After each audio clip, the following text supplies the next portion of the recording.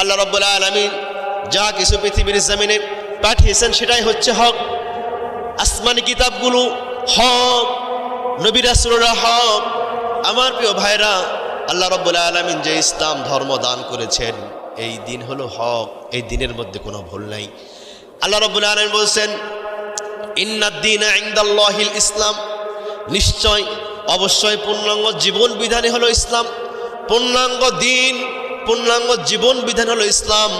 এই ইসলামের মধ্যে পৌরনীতি আছে, ইসলামের মধ্যে সমাজনীতি আছে, ইসলামের মধ্যে রাষ্ট্রনীতি আছে, ইসলামের মধ্যে অর্থনীতি আছে, ইসলামের মধ্যে আপনি পরিবার কীভাবে চালাবেন, আপনি রাষ্ট্র কীভাবে চালাবেন, আপনি আপনার দেশ কীভাবে চালাবেন, আপনি আপনার স্ত্রীকে কীভাবে চালাবেন, আপনি আপনার সন্তানকে কীভাবে চালাবেন, আপনি আপনার মসজিদ কীভাবে চালাবেন, আপনি আপনার মাদ্রাসা কীভাবে চালাবেন, আপনি আপনার শিক্ষা প্রতিষ্ঠান কীভাবে চালাবেন, এই সব কিছুর বিধান, সব কিছুর বিষয় আল্লাহ রাব্বুল আলামিন কুরআনুল মাজিদের মধ্যে ব্যাখ্যা করে দিয়েছে।